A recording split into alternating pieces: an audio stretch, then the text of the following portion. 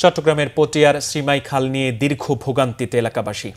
এ থেকে মুক্তি দিতে ১৩৩ কোটি টাকায় মাল্টিপারপাস হাইড্রোলিক এলিভেটর ড্যাম স্থাপন করছে পানি উন্নয়ন বোর্ড।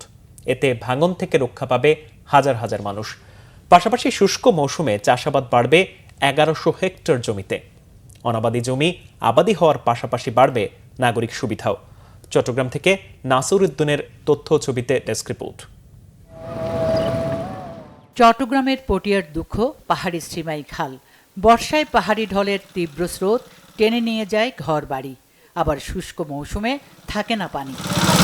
এই অবস্থায় শ্রীমাই খালকে ঘিরে ১৩৩ কোটি টাকায় মাল্টিপারপাস হাইড্রোলিক এলিভেটর ড্যাম প্রকল্প বাস্তবায়ন করছে পানি উন্নয়ন বোর্ড। প্রকল্পের আওতায় ৬০ মিটার দৈর্ঘ্যের হাইড্রোলিক এলিভেটর ড্যাম নির্মাণ হচ্ছে। এই ড্যামের মাধ্যমে শুষ্ক মৌসুমে তৈরি হবে ৩ কিলোমিটার জলাধার। সেই জলাধারের মাধ্যমে আশপাশের ৪ ইউনিয়নের ১১০০ হেক্টর জমিতে হবে চাষাবাদ। ভাঙন ঠেকাতে খালের উভয় পাশে তৈরি হচ্ছে ৪.৫ কিলোমিটার তীর প্রতিরক্ষা কাজ। আগে অনেক ঘর বাড়ি চলে গেছে, ওইখানে গেছে যে এগুলো ভাঙিয়ে রেখে গেছে।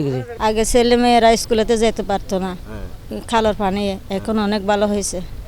আমরা পানি এখানে গোসল করে ব্যবহারও করি। উন্নত পানি হইব, ফেট বই ভাত কম যাইব, হাঁস গরম যাইব।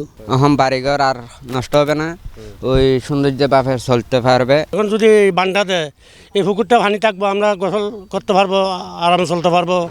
পানি উন্নয়ন বোর্ড বলছে, প্রকল্প বাস্তবায়ন হলে কয়েক বছরের মধ্যে পিছিয়ে থাকা পটিয়ার কৃষি এবং আর্থসামাজিক খাতে আমূল পরিবর্তন হবে।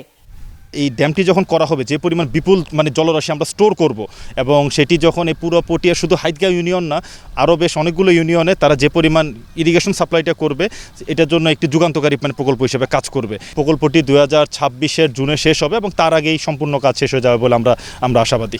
নতুন প্রযুক্তির অত্যাধুনিক এই ড্যাম প্রয়োজন মতো উঁচু নিচু করে সুবিধা মতো ব্যবহার করা যায়।